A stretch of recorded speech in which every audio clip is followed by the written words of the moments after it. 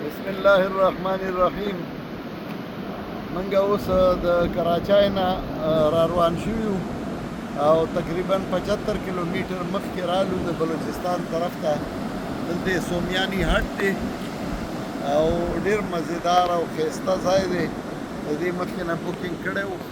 ما سره اسماعیل دی او حامد دی او بلال بھائی دی او ځان سره هم ګډ راوستی دی.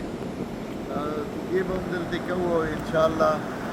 ډېره مزه کوي. دا دلته ډېر خطرناک موسم هم دی، وریځ ده.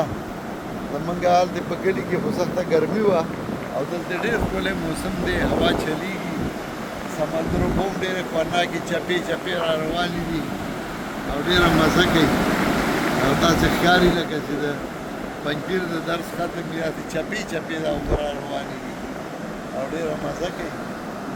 بس راغلي یو نن دلته پرون خو پروګرامونه په کراچۍ کې وشو او نن دلته راغلو، سبا بیا هلته کې داسې نوع پروګرامونه